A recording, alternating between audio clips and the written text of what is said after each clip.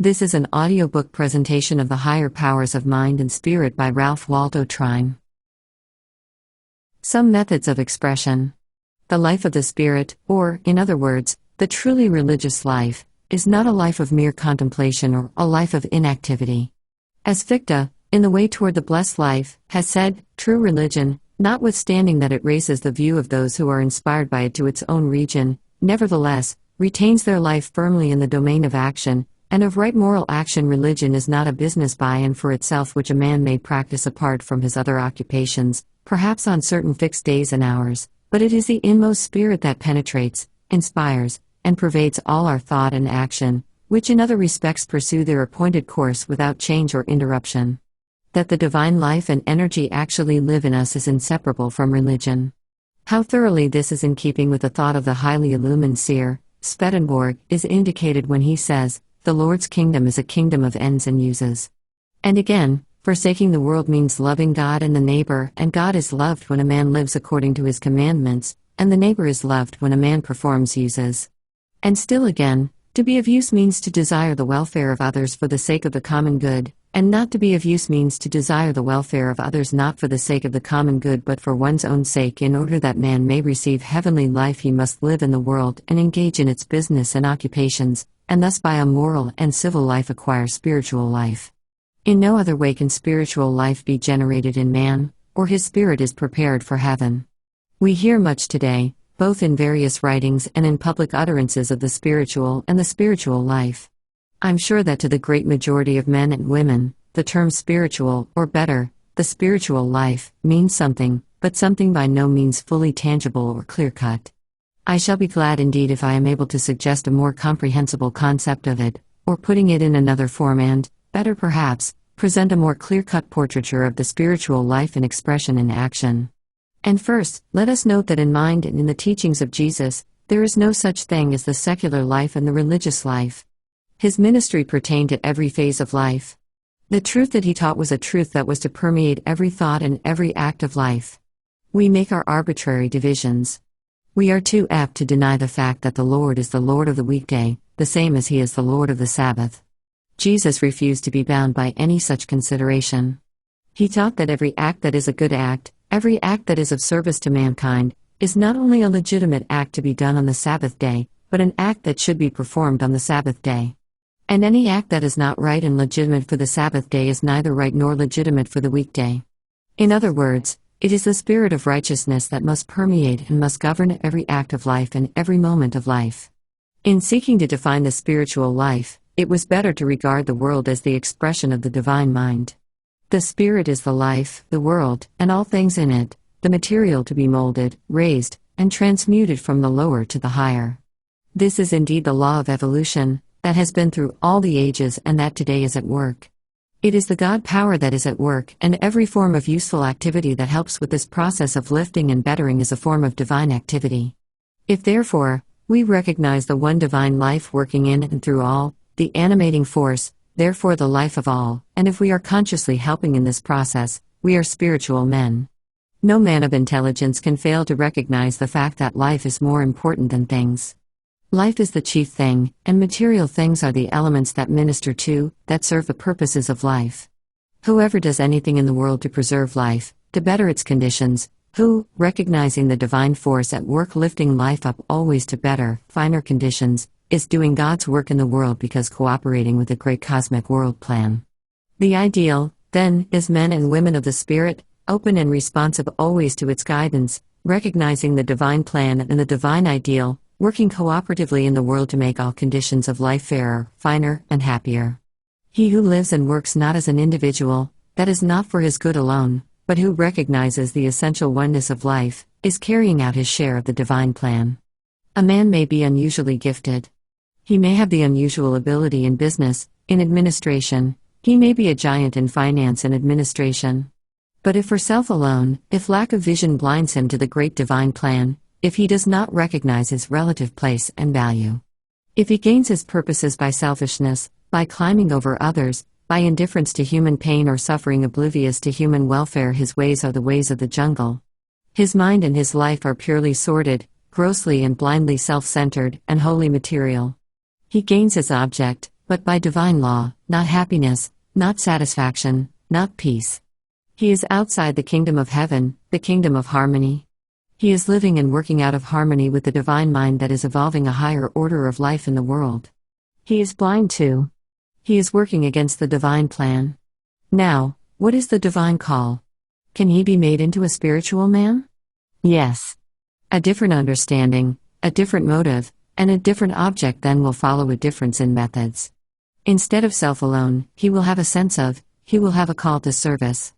And this man, formerly a hinderer in the divine plan, becomes a spiritual giant. His splendid powers and his qualities do not need to be changed. Merely his motives and thereby his methods, he is changed into a giant engine of righteousness. He is a part of the great world force and plan. He is doing his part in the great world work. He is a co-worker with God. And here lies salvation. Saved from self and the dwarfed and stunted condition that will follow, his spiritual nature unfolds and envelops his entire life. His powers and his wealth are thereafter to bless mankind. But behold, by another great fundamental law of life in doing this, he is blessed 10, 100, a millionfold. Material prosperities or may become a true gain, a veritable blessing. But it can become a curse to the world and still more to its possessor when made an end in itself, and at the expense of all the higher attributes and powers of human life. We have reason to rejoice that a great change of estimate has not only begun but is now rapidly creeping over the world. He of even a generation ago who piled and piled, but who remained ignorant of the more fundamental laws of life, blind to the law of mutuality and service, would be regarded today as a low, beastly type. I speak advisedly. It is this obedience to the life of the Spirit that Whitman had in mind when he said, "And whoever walks a furlong without sympathy walks to his own funeral dressed in his shroud." It was the full flowering of the law of mutuality and service that he saw when he said, "I saw a city invincible to the attacks of the whole of the rest of the earth. I dreamed that it was the new city of friends. Nothing was greater there than the quality of robust love, it led the rest. It was seen every hour in the actions of the men of that city and in all their looks and words. It is through obedience to this life of the Spirit that order is brought out of chaos in the life of the individual and in the life of the community, in the business world, the labor world, and in our great world relations. But in either case, we men and women of Christendom, to be a Christian is not only to be good, but to be good for something. According to the teachings of the Master, true religion is not only personal salvation, but it is giving oneself through all of one's best efforts to actualize the kingdom of heaven here on earth. The finding of the kingdom is not only personal but social and world-affirming, and in the degree that it becomes fully and vitally personal, it will become so. A man who is not right with his fellow men is not right and cannot be right with God. This is coming to be the clear-cut realization of all progressive religious thought today. Men are free from the trammels of an enervating dogma that through fear made them seek, or rather that made them contented with religion as primarily a system of rewards and punishments. They are now awakening to the fact that the logical carrying out of Jesus' teaching of the kingdom is the establishing here on this earth of an order of life and hence of a society where greater love and cooperation and justice prevail. Our rapidly growing present-day conception of Christianity makes it not world-renouncing, but world-affirming. This modern conception of the function of a true and vital Christianity makes it the task of the immediate future to apply Christianity to trade, commerce, labor relations, all social relations, to international relations. In the wider field of religious thought, says a writer in a great international religious paper, what truer service can we render than to strip theology of all that is unreal or needlessly perplexing, and make it speak plainly and humanly to people who have their duty to do and their battle to fight? It makes intelligent, sympathetic, and helpful living take the place of the tooth and the claw, the growl, and the deadly hiss of the jungle all right in their places, but with no place in human living. The growing realization of the interdependence of all life is giving a new standard of action and attainment, and a new standard of estimate. Jesus' criterion is coming into universal appreciation: he that is greatest among you shall be as he who serves. Through this fundamental law of life, there are responsibilities that cannot be evaded or shirked, and of him to whom much is given, much is required. It was President Wilson who recently said, "It is to be hoped that these obvious truths will come to more general acceptance, that honest business will quit thinking that it is attacked when loaded dice business is attacked, that the mutuality of interest between employer and employee will receive ungrudging admission, and, finally, that men of affairs will lend themselves more patriotically to the work of making democracy an efficient instrument for the promotion of human welfare. It cannot be said that they have done so in the past. As a consequence, many necessary things have been done less perfectly without their assistance that could have been done more perfectly with their expert aid. He is by no means alone in recognizing this fact. Nor is he at all blind to the great change that is already taking place.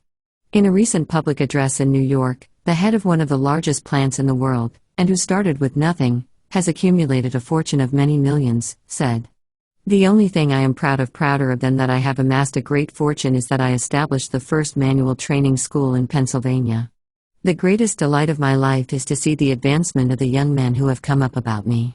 This growing sense of personal responsibility and, still better, of personal interest, this giving of one's abilities and one's time in addition to one's means, is the beginning of the fulfillment of what I have long thought, namely, the great gain that will accrue to numberless communities and to the nation, when men of great means, men of great business and executive ability, give of their time and their abilities for the accomplishment of those things for the public welfare that otherwise would remain undone, or that would remain unduly delayed.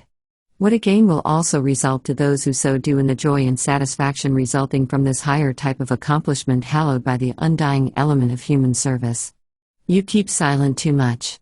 Have great leaders, and the rest will follow, said Whitman. The gift of your abilities while you live would be of priceless worth for the establishment and the maintenance of a fairer, healthier, and sweeter life in your community, your city, and your country. It was better to do this and to be contented with a smaller accumulation than to have it so large or even so excessive, and when the summons comes to leave it to 2 or 3 or to half a dozen who cannot possibly have a good use for it all, and some of whom perchance would be far better off without it, or without so much. By so doing, you would be leaving something still greater to them as well as to hundreds or thousands of others. Significant in this connection are these words by a man of wealth and of great public service: on the whole, the individualistic age has not been a success, either for the individual, the community in which he has lived, or the nation. We are, beyond question, entering a period where the welfare of the community takes precedence over the interests of the individual and where the liberty of the individual will be more and more circumscribed for the benefit of the community as a whole. Man's activities will hereafter be required to be not only for himself but for his fellow men. To my mind, there is nothing in the signs of the times so certain as this.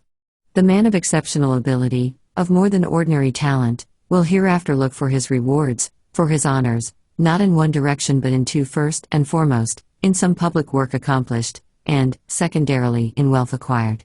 In place of having it said of him at his death that he left so many $100,000, it will be said that he rendered a certain amount of public service, and incidentally, left a certain amount of money. Such a goal will prove a far greater satisfaction to him, he will live a more rational, worthwhile life, and he will be doing his share to provide a better country in which to live. We face new conditions, and in order to survive and succeed, we shall require a different spirit of public service. I am well aware of the fact that the mere accumulation of wealth is not, except in very rare cases, the controlling motive in the lives of our wealthy men of affairs. It is rather the joy and the satisfaction of achievement. But nevertheless, it is possible, as has so often proved, to get so much into a habit and thereby into a rut, that one becomes a victim of habit, and life with all its superb possibilities of human service and therefore of true greatness, becomes sidetracked and abortive. There are so many different lines of activity for human betterment for children, for men and women, that those of great executive and financial ability have wonderful opportunities. Greatness always comes through human service. As there is no such thing as finding happiness by searching for it directly, there is no such thing as achieving greatness by seeking it directly. It comes not primarily through brilliant intellect and great talents, but primarily through the heart. It is determined by the way that brilliant intellect and great talents are used. It is accorded not to those who seek it directly. By an indirect law, it is accorded to those who, forgetting self, give and thereby lose their lives in human service. Both poet and prophet is Edwin Markham when he says, "We men of earth have here the stuff of paradise, we have enough. We need no other stones to build the stairs into the unfulfilled, no other ivory for the doors, no other marble for the floors, no other cedar for the beam and dome of man's immortal dream. Here on the paths of every day, here on the common human way, is all the stuff the gods would take to build a heaven, to mold and make new Edens. Ours the stuff sublime to build eternity in time. This is putting of divinity into life and raising thereby an otherwise sordid life up to higher levels and thereby to greater enjoyments, is the power that is possessed equally by those of station and means, and by those in the more humble or even more lowly walks of life. When your life is thus touched by the Spirit of God, when it is ruled by this inner kingdom, when your constant prayer, as the prayer of every truly religious man or woman will be, Lord, what wilt thou have me to do? My one desire is that thy will be my will, and therefore that thy will be done in me and through me. Then you are living the divine life, you are co-workers with God. And whether your life according to accepted standards is noted or humble, it makes no difference whether you are fulfilling your divine mission. You should be. You cannot help being fearless and happy. You are a part of the great creative force in the world. You are doing a man's or a woman's work in the world, and in so doing, you are not unimportant, you are essential. The joy of true accomplishment is yours. You can always look forward with sublime courage and expectancy. The life of the most humble can thus become an exalted life. Mother, watch over, clean, feed, train, and educate your brood. Seamstress, working, with a touch of the divine in all you do, it must be done by someone. Allow it to be done by none better than you. Farmer, tilling your soil, gathering your crops, caring for your herds, you are helping feed the world. There is nothing more important. Who digs a well, or plants a seed, a sacred pact he keeps with sun and sod. With these, he helps refresh and feed the world, and enters partnership with God. If you do not allow yourself to become a slave to your work, and if you cooperate within the house and the home so that your wife and your daughters do not become slaves or near slaves, what an opportunity is this of high thinking and noble living. The more intelligent you become, the better you read, the greater the interest you take in community and public affairs, and the more effectively you become what in reality and jointly you are the backbone of this and of every nation. Teacher, poet, dramatist, carpenter, ironworker, clerk, college head, mayor, governor, president, or ruler, the effectiveness of your work and the satisfaction in your work will be determined by the way in which you relate your thought and your work to the divine plan, and coordinate your every activity in reference to the highest welfare of the greater whole. However dimly or clearly we may perceive it, great changes are taking place. The simple, direct teachings of Christ are reaching more and more the mind, are stirring the heart, and through these are dominating the actions of increasing numbers of men and women. The realization of the mutual interdependence of the human family, the realization of its common source, and that when one part of it goes wrong, all suffer thereby, the same as when any portion of it advances, all are lifted and benefited thereby, makes us more eager for the more speedy actualizing of the kingdom that the Master revealed and portrayed. It was Sir Oliver Lodge who, in this connection, recently said, "Those who think that the day of the Messiah is over are strangely mistaken. It has hardly begun." In individual souls, Christianity has flourished and borne fruit, but for the ills of the world itself, it is an almost untried panacea. It will be strange if this ghastly war fosters and simplifies and improves knowledge of Christ, and aids perception of the ineffable beauty of his life and teaching, yet stranger things have happened, and whatever the churches may do, I believe that the call of Christ himself will be heard and attended to by a larger part of humanity in the near future, as never yet it has been heard or attended to on earth.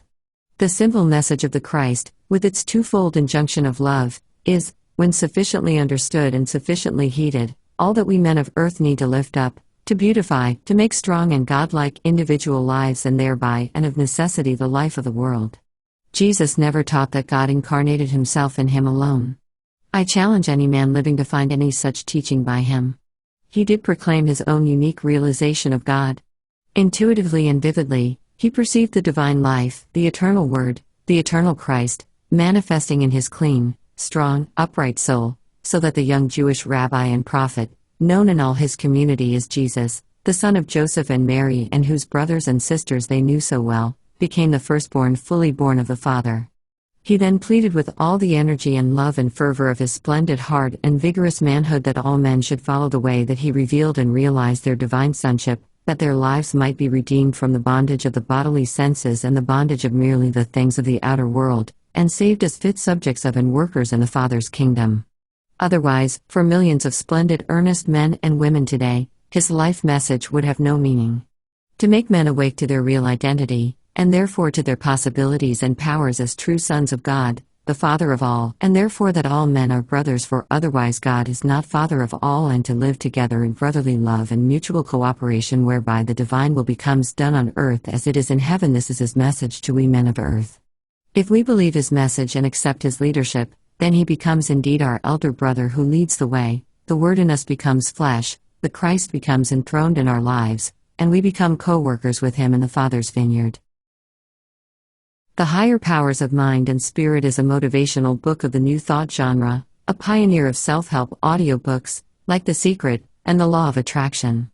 These are the inspiration behind the success mindset, built up of philosophy, religion, theories of mindfulness, consciousness, mental healing, and various methods of conscious and unconscious manifesting.